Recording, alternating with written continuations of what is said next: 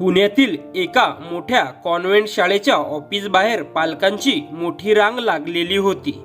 सगळे सुटाबुटात, हातात महागडे मोबाईल, चेहऱ्यावर अहंकार. आज त्यांच्या मुलांच्या ॲडमिशनची शेवटची तारीख होती.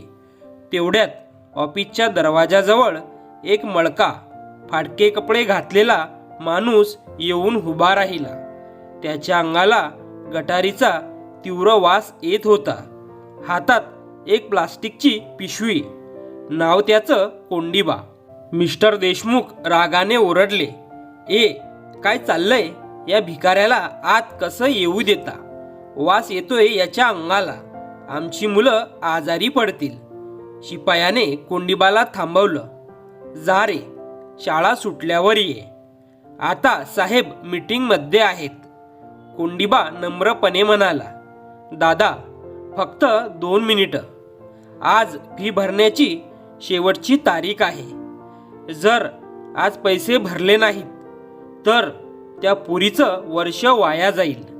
देशमुख हसले. काय रे, तू गटार साफ करणारा, तुझी पुरी या कॉन्व्हेंटमध्ये शिकणार? सरकारी शाळेत टाक की. इतर पालकही हसू लागले. कोंडिबाने मान खाली घातली, पण डोळ्यात वेदना होत्या आणि निर्धारही. तेवढ्यात ऑफिसचा दरवाजा उघडला. प्रिन्सिपल मॅडम बाहेर आल्या. सगळ्यांना वाटलं आता हा माणूस बाहेर हाकलला जाईल. पण मॅडम सरळ कोंडिबाकडे चालत गेल्या आणि त्या मळक्या कपड्यांच्या माणसाला वाकून नमस्कार केला. सगळे पालक स्तब्ध झाले. देशमुखांच्या चेहऱ्यावरचे भाव बदलले. मॅडम म्हणाल्या, या कोंडिबा भाऊ, आत या. कोंडिबा लाजत म्हणाला, नको मॅडम, आतली कार्पेट खराब होईल. मी इथूनच पैसे देतो. त्याने आपल्या पिशवीतून 100, 50च्या सुरगळलेल्या नोटा काढल्या. टेबलवर ठेवल्या.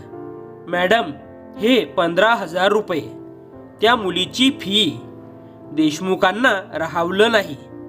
मॅडम, हा गटार साफ करणारा आणि याची मुलगी तुमच्या शाळेत. तुम्ही याला इतका मान का देता? प्रिन्सिपल मॅडमच्या डोळ्यात पाणी आलं. त्या शांतपणे म्हणाल्या, मिस्टर देशमुख, तुम्हाला माहीत आहे हा माणूस कोण आहे?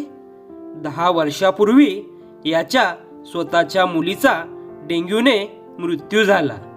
कारण त्याच्या वस्तीत गटार तुंबलं होतं. उपचारासाठी पैसे नव्हते. त्या दिवशी कोंडिबाने शपथ घेतली, माझी पोरी गेली, पण माझ्या वस्तीतली एकही मुलगी शिक्षणा वाचून राहणार नाही. आज हा माणूस रोज सकाळी 5 वाजता गटारात उतरतो. आपल्या तुमच्या घरची घाण साफ करतो.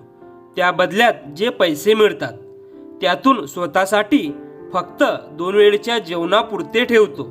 बाकी सगळे पैसे तो या शाळेतल्या 50 अनाथ मुलींच्या शिक्षणासाठी देतो. आजही तो त्यांच्यापैकी एका मुलीची फी भरायला आला आहे. ऑफिसमध्ये शांतता पसरली. देशमुखांची मान खाली गेली. कोंडिबाने फक्त हसत हात जोडले. साहेब, वास कपड्यांना नसतो, वास विचारांना असतो. माझी पोरी जर शिकली तर ती गटारात नाही, मोठ्या खुर्चीत बसेल. मग मला स्वर्ग मिळेल. त्या दिवशी त्या AC ऑफिसमध्ये कोंडिबांच्या अंगाचा घाण वास नाही, तर त्याच्या मनाचा सुगंध पसरला. माणूस काय काम करतो यावरून त्याची उंची मोजू नका. तो कोणत्या हेतूने काम करतो हे महत्त्वाचं असतं. कपड्यांवरून नाही, मनावरून माणूस ओळखा. तुम्हाला काय वाटतं? घाण कपड्यांना होती की विचारांना? कॉमेंटमध्ये नक्की सांगा. मित्र आणि मैत्रिणींनो, कथा कशी वाटली कमेंट करून नक्की सांगा. आणि लाईक, शेअर करायला विसरू नका. आणि आपल्या मॉरल स्टोरीज चॅनलला नक्की सबस्क्राईब करा. धन्यवाद.